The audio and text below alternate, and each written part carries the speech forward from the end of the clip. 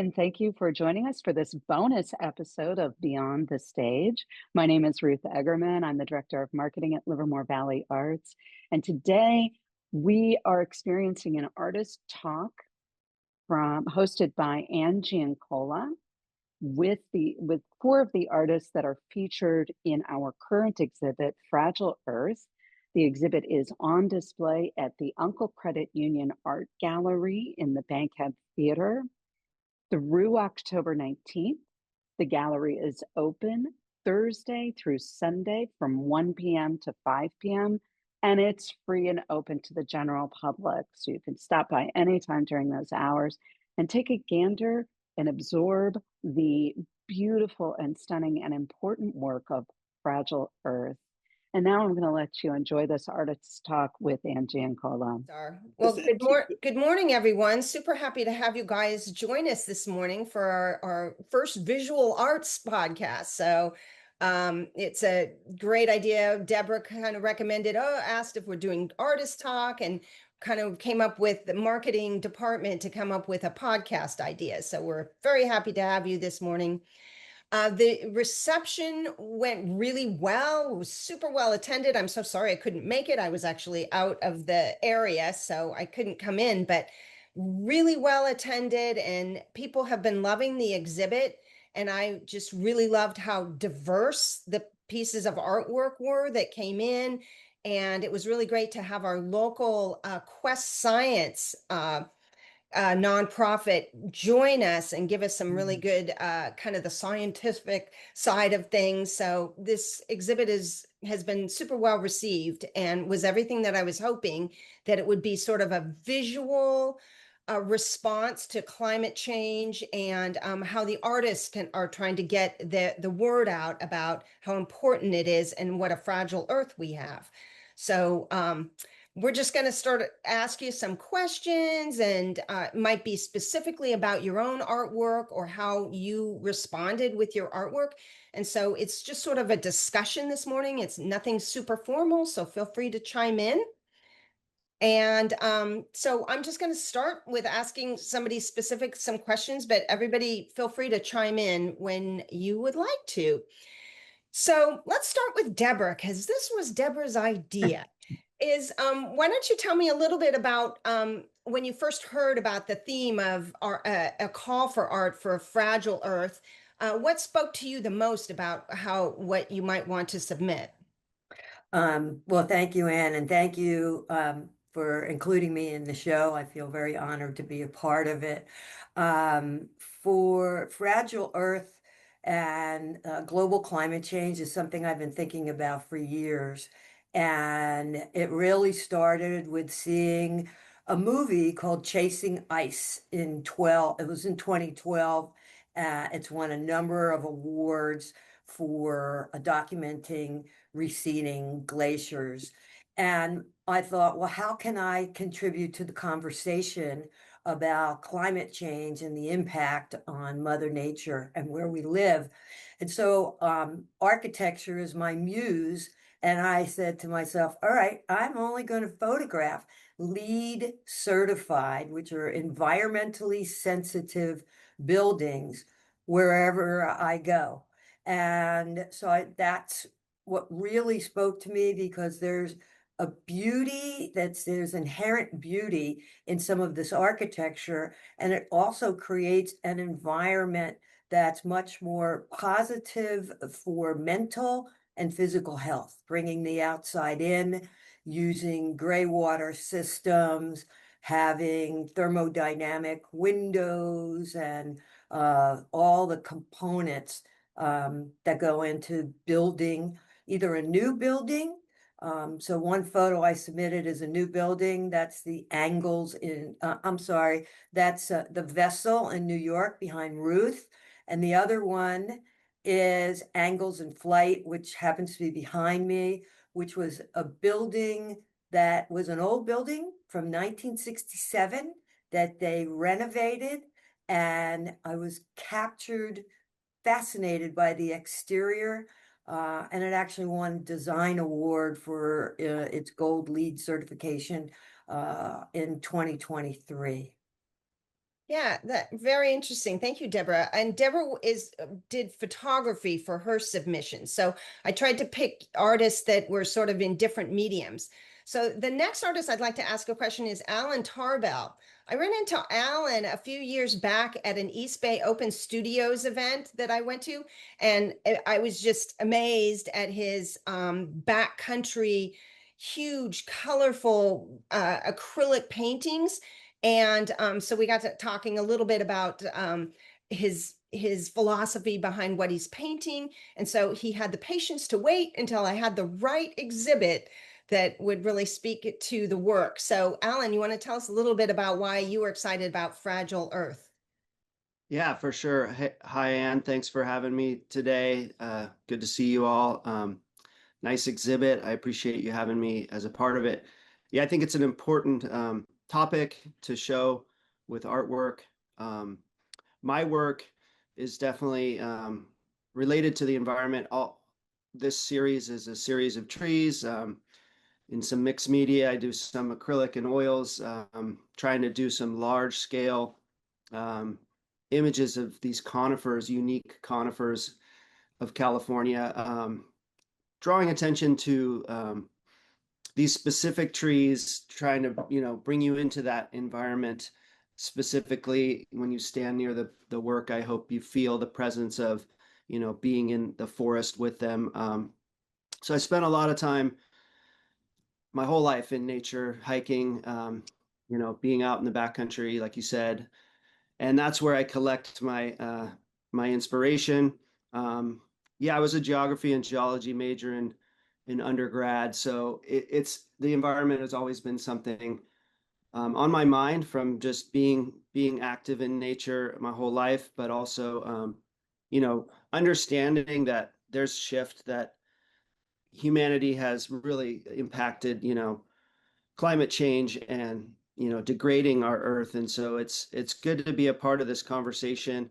um, yeah, we're in a state where we really need to take action, and so I think you know through art I try to use that as a vehicle to have an impact on people. I think it's important. So, so Alan, and Anne, maybe you can help me with this. And I'm sorry, I'm not familiar with each and every person's artwork today, so forgive me. Alan, your pieces are they the ones that are in the lobby? Yeah, there's They're some of the right in the lobby, in like right when you walk in, and you've got one tree that's sort of on a narrow yep. and long. Yeah, there is Yeah, something that sucks you right into those Mm. those paintings, and like you just can't help but sit there and stare at them and look at them. And I think when you were hanging the show, I was just standing there. I'm like, okay, this is really powerful. So I think it really tells the story that you're trying to tell. Thank you. Yeah, Yeah, I'm trying to hopefully have you feel that tree or be near it, so there's a sense of that. Thank you. yeah, yeah. It really struck me. It's right from the beginning. So it's good to hear the story behind it too. Yes, and then we have a sculptor with us this morning. June does beautiful sculpture work, and his piece that is in the show is very interesting and has a lot of fine details. It's not particularly very big. It's, I don't know, maybe 18 inches at the most, 14 inches. And yet it's got a lot of details and a lot of cross between the human touch and nature. And it was really a wonderful piece to have in the exhibit. And June, I wondered if you could tell us a little bit about what compelled you to apply for the Fragile Earth and what called you. Hey guys, thank you for having me. It's a lovely show. I love it. So a lot of my works actually are a combination of human figures and nature. So this show, when I saw the title, the Fragile Earth, it just triggered me immediately. Actually, I have several pieces I could submit to the show. Because my works are mostly about binding human and nature together. Either there's a figure, this sculpture is a ceramic with a human arm, intertwines with the tree, and the tree is actually supporting the hand. It kind of, I want to give the idea of how we are nourished by the nature, by the tree, how we are supported by it, but we don't really realize that in a daily life. We thought, nature is something we take from. But I do want to mention, I do want to focus on the point that we are together in this world as human and nature. Actually, we depend more on the nature, and so this is what this is what my work is about, and what I feel connected to the show. Great, thank you. And the next artist we have on board this morning is Starr Davis. I have known Starr's work from an organization called the National Women's Caucus for Art. And it's a very active Bay Area group as well as a national group. And so I've seen Starr's work over a number of years and was very excited to have her submit for this show. So Starr, you want to tell us a little bit about what compelled you to apply for Fragile Earth? Thank you, and great to be here. I love nature and am appalled to see various problems that are coming up now, and just like to share my love of nature and appreciation of how nature nurtures us and how important it is. And I love the idea that artists can make a difference. Artists unique in a visual immediate impact versus having to read about something. You immediately see the point of what the art is about. Yes, indeed. Don't you think the power of art? So, Alan, you want to tell us a little bit about when people stand in front of your pieces, because your pieces are big and, like Ruth said, they're very compelling and draw you right in. So tell me what you hope viewers will see from your art.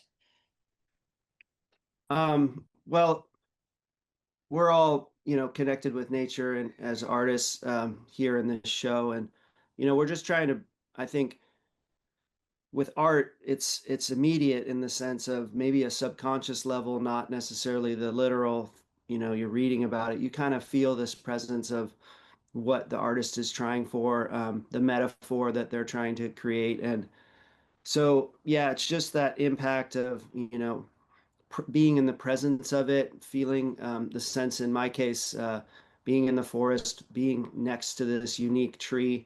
You hope that it's impactful enough that they're inspired to seek out similar things, go out into nature, be connected, because ultimately, if you're have that connection, then maybe you hope to protect it, So I think all of us here are very connected and feel the need to, have a voice in what's needed here.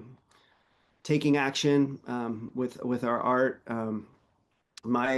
My hope is to, not just understand, oh, I like being in nature, it's really nice, but that there's need to have leaders that talk about Earth in a way that, is important for protecting it. I have a direct connection with this work where I'm trying to support an indigenous viewpoint, which some of this work is about fire and fire prevention. And, science is great, but we're kind of behind the ball in like understanding, the need to be in connection and working with fire in a productive way.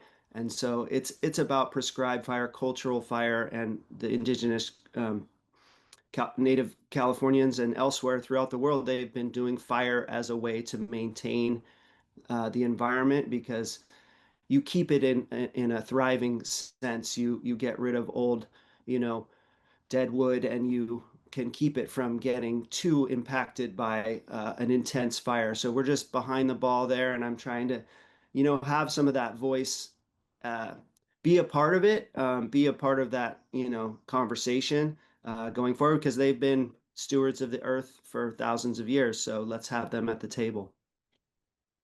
Yeah, I really felt that when I was giving a tour a while back to talk about this, and I was pointing out that they're beautiful backcountry images, but also if you look closely, you see little fires in the distance, and the whole idea that in the news we see, oh, wildfire and how horrible it is and what devastation it does, but like you're saying, it's also got a side to it that fires are controlled burns and are good for the environment. So it's this careful balance that I can see in the paintings. So anybody, Deborah or June or Starr, you want to comment on the same idea of what you would like people to see when they're standing in front of your work? Sure. I'll be glad to comment. I want, my work is about the transforming urban scapes, and that buildings, while they are large and monolithic, have a number of inherently beautiful designs. And I hope that people stop and notice things like the shadows and what patterns does that create, and how does it make you feel? My goal is to present an unusual perspective, which is a hallmark of my style. Present an unusual perspective that makes people stop and think that they've never seen buildings represented that way. And when they look at buildings, they have a whole new viewpoint.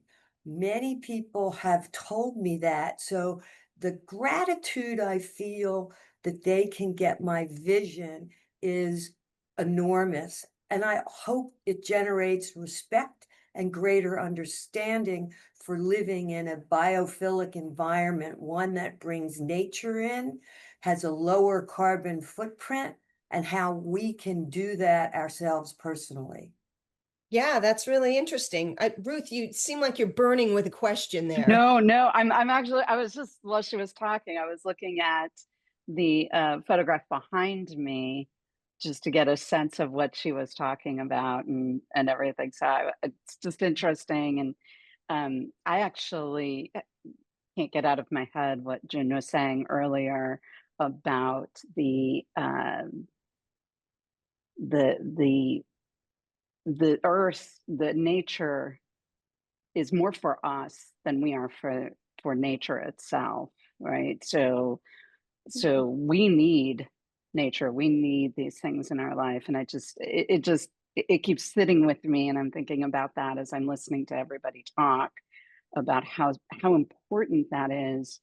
and and those of us who spend time out in nature, and I'm one of those people, I don't like to drive, so I live close enough to work that I can walk and ride my bike, and I live close enough to grocery stores and laundromats and all of those kinds of things. So I really try not to get in a car as much as possible to protect the environment that's around me, that brings so much joy and peace and calm when you're just in it and experiencing it. And I know the same can happen with architecture, and yet there's sort of this violence with it as well. And it's interesting, and how much of that violence are we causing in terms of forest fires, as well as just survival of the fittest within nature, right? There's sort of that going on as well. So it's really interesting to listen to you guys talk about it, listen to how you're expressing your art, your that vision within the pieces that you're sharing with the rest of the world as well. Can I comment on that? Because nature, it's easy to get drawn into nature. There's a warmth, there is a violence with storms, but there's this just unparalleled beauty. Right. And my goal is to have people feel like they want to float into the photograph. That's what made me want to take the shot that's actually behind you of the vessel Yeah. in New York, where you just want to become part of that particular environment. And then, oh, by the way, it's a building. So Yeah. it's a real cognitive dissonance, and getting people to expand their perspective of our environment to include these large structures that we build and how we build them. Can I make a comment on that real quick? Sure. Um, yeah, I think that's an important, Deborah's work is bringing attention to buildings, which we think of not as nature in the way that we're connected with nature, but how we do things uh, in the man-made world is super important in the sustainability from it. So drawing attention to that is key. I mean, we have this technology and ability we've created. We're very creative in our ways, but we don't always get behind it. So these certified buildings are fantastic examples of like what's possible and really what should be done across the spectrum so that we don't make the footprint that we are making, that we have been making since the Industrial Revolution. So those things are key in the sense of we have to get more in balance, and we have the ability to, but we just have to get everybody to understand how necessary it is. Well, that's the beauty of art, is it can bring those things forward to, to people's minds and remind us to be some tree huggers, right? And, in whatever we're doing, whether it's Amen. building a building or just being one with nature, like, it's just can be extraordinary process. So this is what I've always seen in whether it's a visual art or the performing arts or whatever, it can help you come up with a visual vocabulary for what's important to you as well, perspective.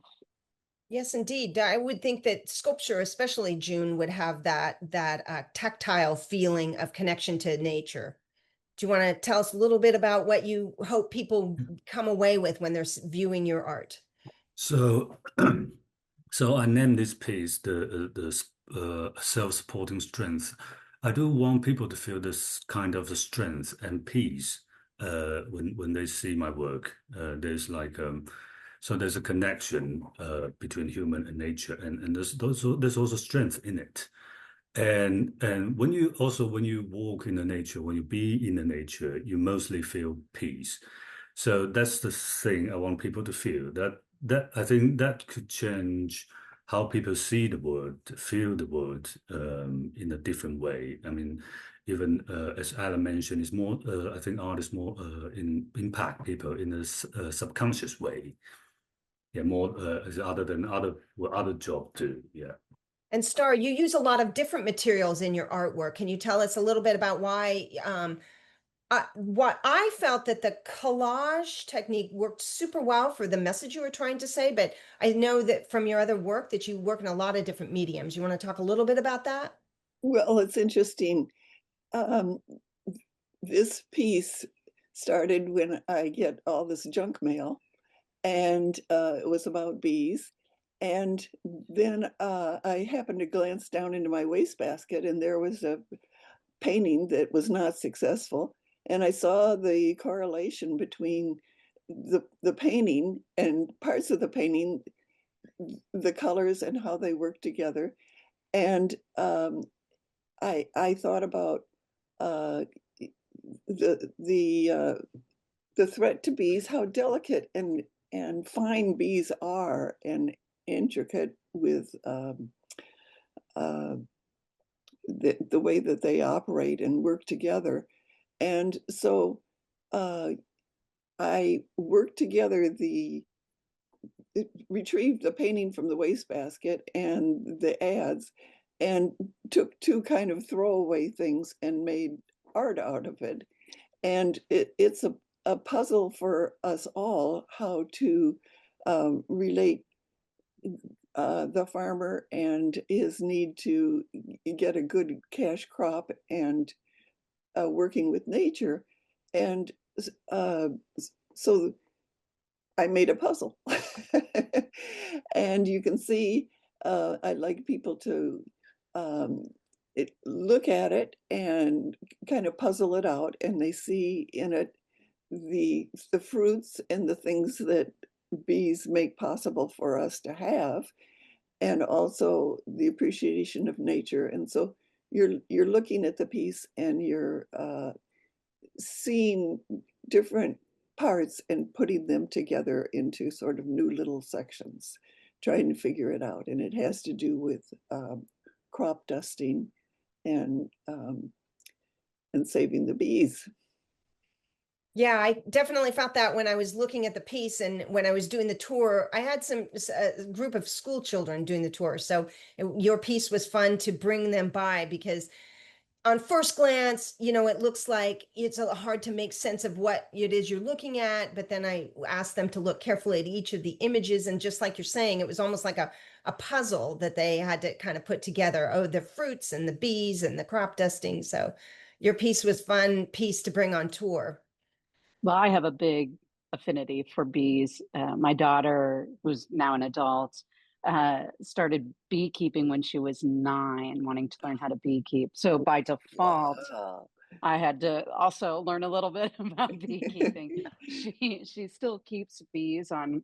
She lives in Hawaii, and she keeps bees on her land and harvests their honey and protects, and works to. They're very important to her, and by and to all of us, because they keep us.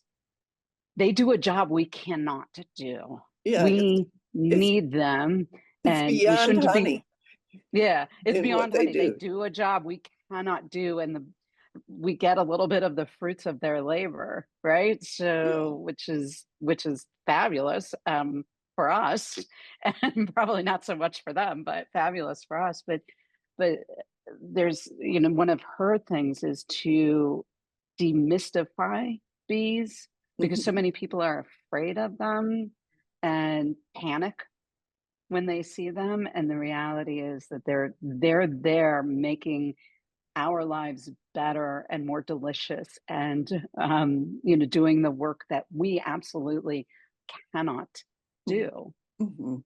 you know so it's been quite a journey in my lifetime to learn about bees through her eyes. Great. Can I make a comment real quick on Starr? Go right. Yeah. Yeah, I just thank you, Starr. Nice piece. June as well. Great concept. Strength being supported by nature. I really like that concept piece, and for Stars as well with the bees. I mean, the bees, it's so elemental for us because flowering plants exist because of bees. So that's all our food source on this planet. So there's that, right? So that connection is massive. And then honey, of course, that's like nature's medicine. I mean, if you eat local honey, you're going to stay healthier in your environment. So it's like the bees are so important to the earth and to our existence. And we have to support this earth that supports us. So I just want to thank you guys. It's nice to see everybody's work, and the concepts are clear. Thanks. Yeah, bees were a popular theme for this exhibit. I was surprised at how many artists submitted pieces around bees, and it must be to artists that they're combining the beauty with the message. So I thought that was really interesting. Something about bees and certainly the nature side of it and the fruit, and so there was very popular theme. Like a lot of artists really connected to these little insects just working away, maybe like artists in their studios and trying to make this. They make this really huge impact. So you guys want to talk a little bit about how you think that the visual arts can shape and talk about respond to the challenges that our planet is facing. So maybe talk a little bit on our last final minutes about how that how you responded to that. Well, with the bees, they are such an amazing cooperative colony. Each person has each little bee has its job, and it advances from one job to another through its lifetime. And what an inspiration for all of us to work together as a community to create for the whole good. Jun, you want to respond to how you felt like your work is shaping and responding and contributing to the conversation on Fragile Earth? Yeah, so as I talk about that, how I like to emphasize the bond between human and nature, and we are actually to think deeply about this. We are we are more fragile than Earth. If the Earth died, and Earth, the nature dies, we would die right after, and they are actually more resilient. They could heal themselves maybe in hundreds of thousands of years, but we can't. So this is something that I do want to, my work is about. We're really relying on the Mother Earth, and that's how important it is. Yeah, and definitely we're super fragile as well, especially in our short lifespans. So, Deborah, you have anything you'd like to say about this? Buildings last a lot longer than humans do. And so you have structures. There is a structure in Spain called Sagrada Familia, which is a church that's being built for over 125 years that has all kinds of wonderful environmental sensitive design and to the newer buildings of today. And so if we're going to leave a legacy of these containers that people live in, the buildings, then nature is critical to that. And our impact and reducing our carbon footprint and being aligned with nature and respecting it is so important. So I'm hoping some of that can come through in my photography. Indeed, I just came back from Barcelona and got a chance to walk through Sagrada Familia. It's amazing and incredible that that was designed that many years ago. And just the cross on this huge scale, the cross between nature and building. So it was pretty incredible. Yeah, that was Gaudi's whole desire. He was so in touch with nature. And so, I mean, it's staggering in its size, in its beauty, and also on the impact it's had on the community from not just an environmental, but spiritual and visual perspective. Yes, indeed. So anybody, we didn't really get a chance to talk too much about process. Anybody want to speak up and tell us a little bit about your process in creation of your art? I just want to mention a couple of things on just the topic that was just brought up about just the impact of the work. And I mean, nature, right, is been gonna be around much longer than humans. The geologic time, I mean, in my work, there's these trees that are thousands of years old. I mean, these are things that I hope people are in awe of because these unique specimens are, have lived longer than humanity. So it's like that tree has survived over geologic change that's beyond what we see in our lifetime. So there's a wisdom in that, if you can connect with it. And you see the way it grows is unique and beautiful and incredible. So that's sort of part of that sense of being near it and being in awe of this resilience that it shows us. But yeah, anybody else, process, I think I could talk about that for a long time. It's evolving these pieces, but. So my process is to kind of look at a building from a myriad of viewpoints. And for angles in flight, I probably took 300 photos of that building.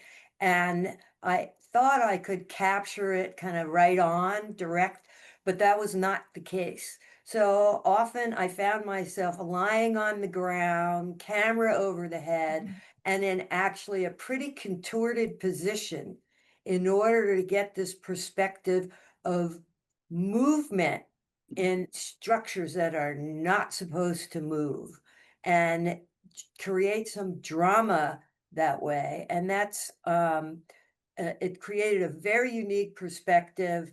It turns out that that photo was purchased by the CEO of Swig Management. They had never seen the building photographed like that before.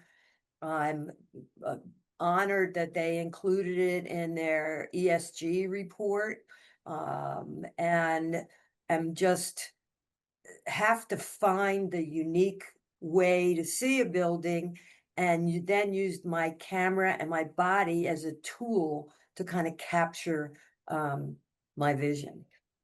Deborah, where are you located? Are you in San Francisco. I'm in San You Francisco. are in San Francisco. Okay. My process was to find something positive to say about the bees and that I love them. And so I remembered something that I read: when I'm happy, I feel dancy. That was a fairy talking. And so I thought about, the bees have a dance. It's called a waggle. And the waggle is tells the direction of the bee that was successful in finding nectar in a flower and sharing that with her sister bees. And so the way that she does her waggle indicates the direction to go and how far and how much there is in that area, the location that she is sharing. And so I used that in the clay monoprint piece called The Waggle, and started out with using clay monoprint. Is something that people always ask about. It's done with on a surface of clay with slip, gooey clay, and I painted the dance floor for the waggle, and each thing unfolded one aspect of it after another, including the honeycomb as the dark interior of the hive, and the line representing the exact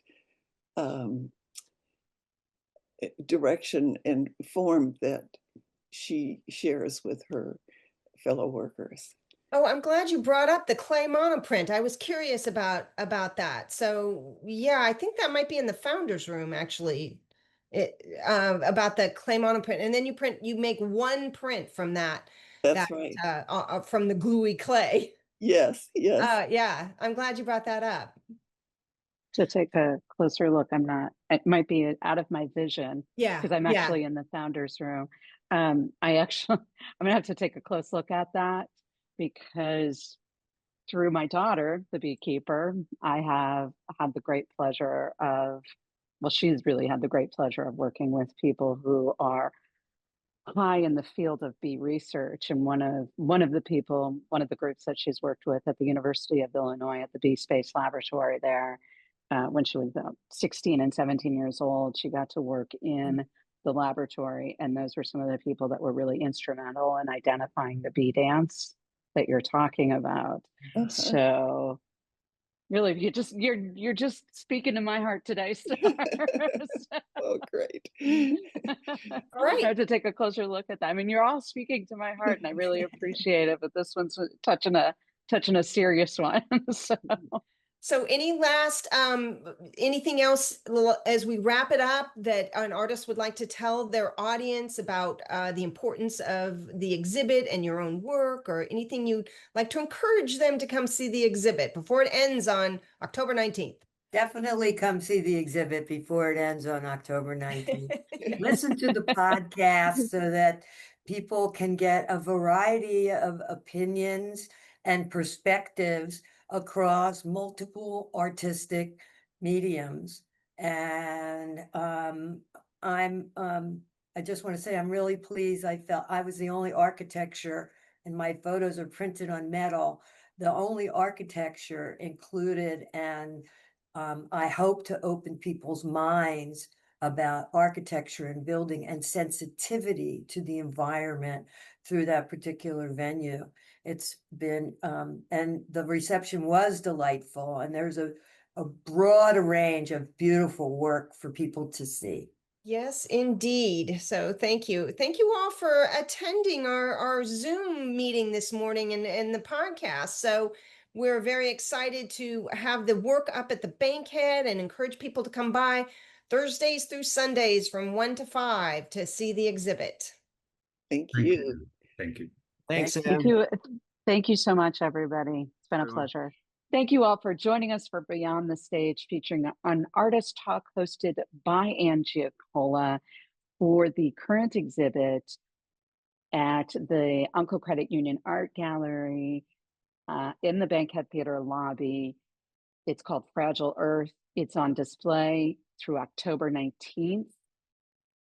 The gallery is open Thursday through Sunday from 1 to 5 p.m.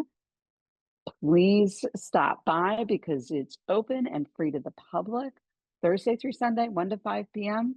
and enjoy. And it's an important and beautiful, stunningly beautiful exhibit here at the Uncle Credit Union Art Gallery.